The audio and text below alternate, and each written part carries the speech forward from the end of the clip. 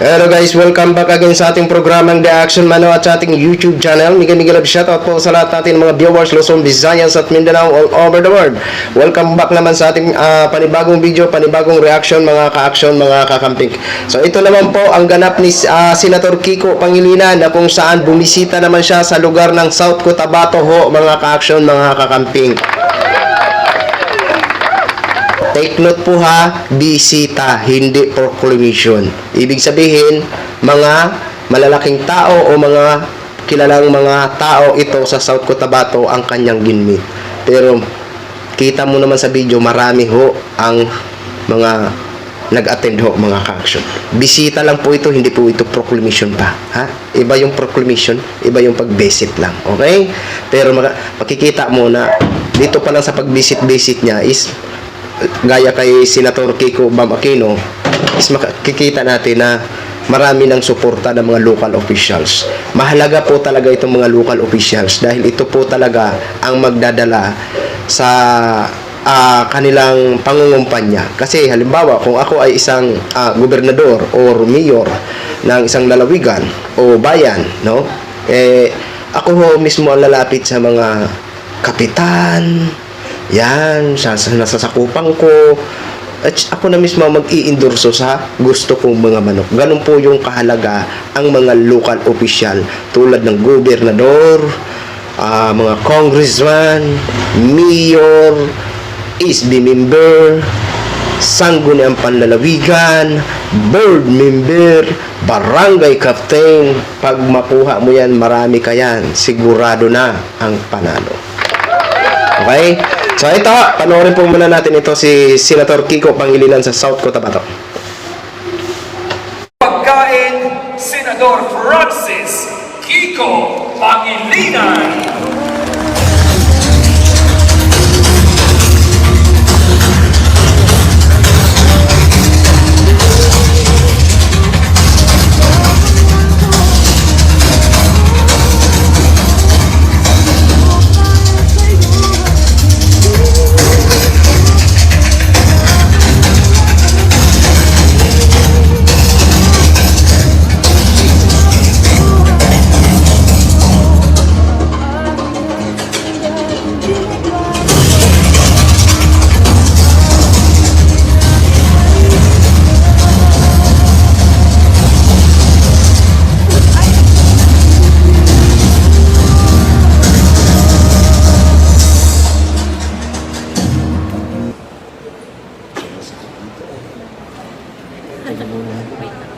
Yan. Yun. Magandang hapon. Mayang hapon sa inyong tanan. Ang balita ko, nandito rin kasama natin sa building ngayon si Governor Reynaldo Tamayo ng South Cotabato. Of course, si Mayor Leonard Escobillo ng Municipality of Tampakan, ang ating LNP President. Ito nasaan siya? Ayun. Salamat, Mayor, at dali-dali ngayong lumipad via Davao pa dahil sa short notice, pero I'm very thankful sa invitasyon ngayong hapon na ito. Hi, Ali S. Suway, ang DILG South Cotabato Provincial Director. LGCDO Chief Maria Teresa Bautista ng DIL Region 12. The Honorable Neil Ryan Escobillo, ang ating Liga Provincial Federation President. Honorable Jesse Bontuyan, ang Liga Vice President. Honorable Bernard S. Kaak, ang ating Liga Secretary. Honorable Jeffrey Agustin, Liga Treasurer. Ben Herteñon, Liga Auditor. Bobby De La Lamon, Liga Board of Directors. Marvin Ian Gumbao, Director. Maria F. Fermato, Director of the Board. Villacer Ladia, Liga Board Director. Rizalito Elo Jr., Liga Board of Directors. Romeo Sugan, also Board of Director. Batiin din natin Dr. Raul Banyas, ang Uswag Party List Representative. At sa ating lahat, mula sa South Cotabato. Mayong hapon sa inyong tanan. Good afternoon. Ako'y natutuwa at nagpapasalamat na ako'y nabigyan ng pagkakataon na makausap kayo ngayong hapon na ito. Alam naman po natin o alam ng ilan sa atin, tayo po ay kumakandidato muli bilang senador sa darating na Mayo 2025. Una sa lahat, noong nakaraang 2016, noong nakaraang 2007, sa South Cotabato, lagi po akong nananalo. Maraming salamat sa inyong pagsuporta sa atin. Damogid na salamat. At dahil sinuportahan tayo ng South Cotabato sa ilang pagkakataon bilang senador, isinukli ko ang inyong tiwala at suporta sa 3 terminong walang anumang kaso anomalya na nasasakot tayo. Mahalaga ang inyong tiwala at suporta, dapat ang isinusukli ay tapat at totoong panunungkulan. Hindi ba? Hindi ako nagtaksil sa inyo, hindi ko pinaliwala ang inyong tiwala dahil wala namang botante na iahalal ang isang senador dahil gusto niyang magnakaw o magsinungaling o magtaksil ang senador. Hindi po ba?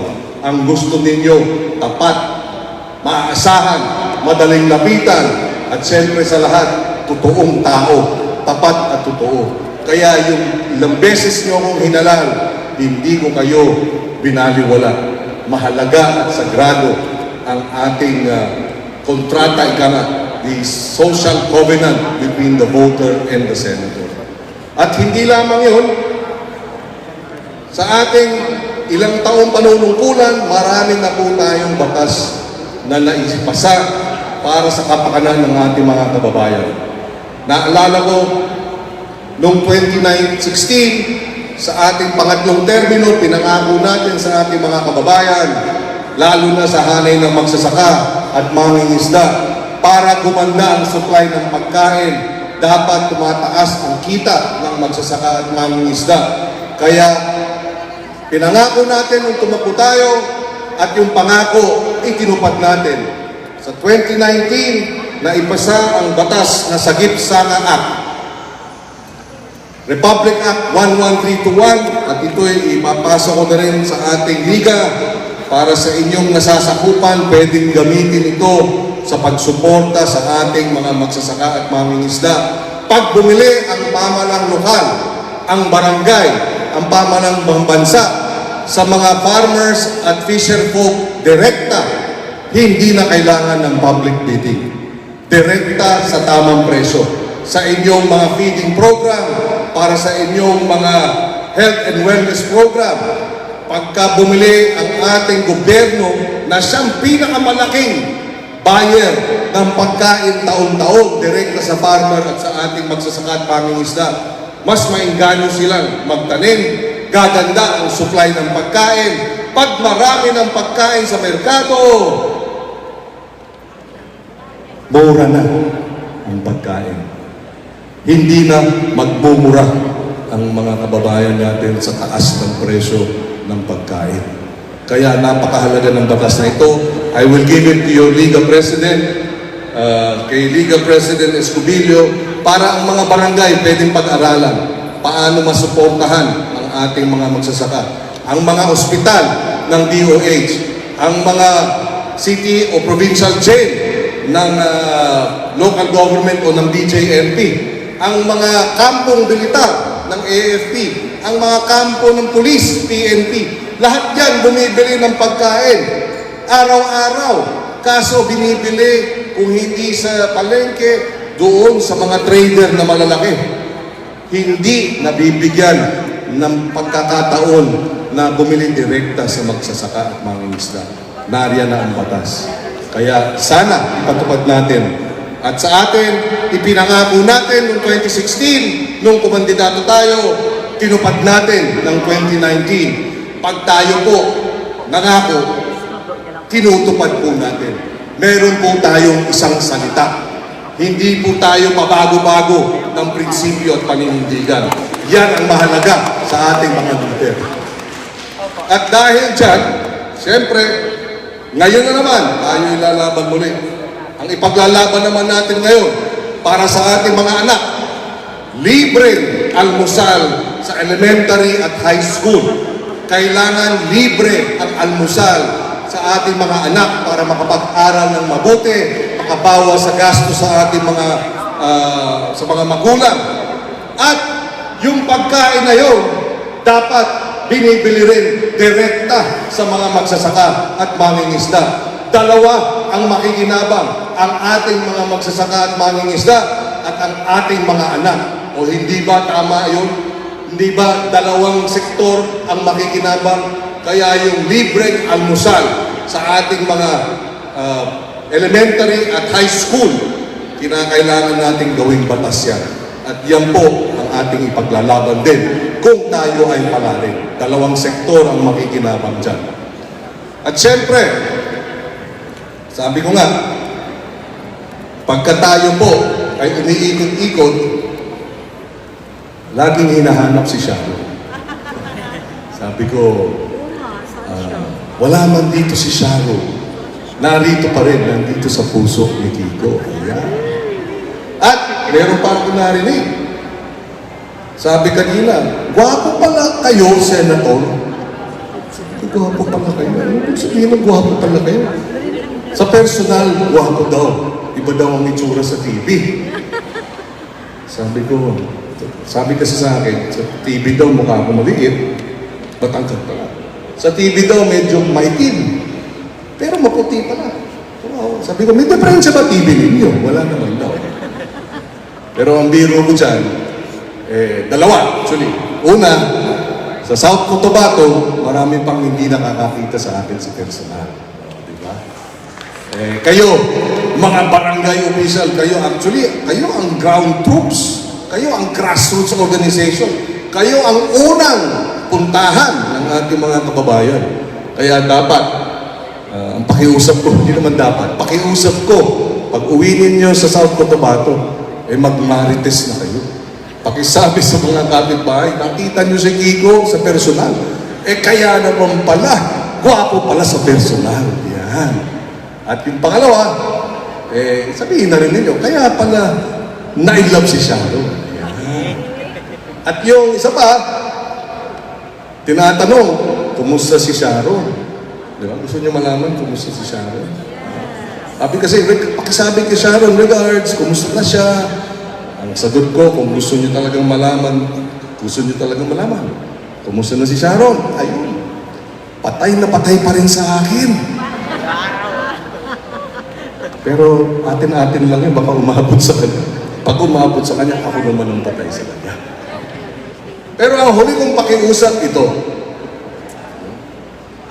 pagdating ng ating halalan sa 68 million ang ating mga kababayan botante, ang mga senador 66. So sino ang pinakamakapangyarihan sa araw ng halalan?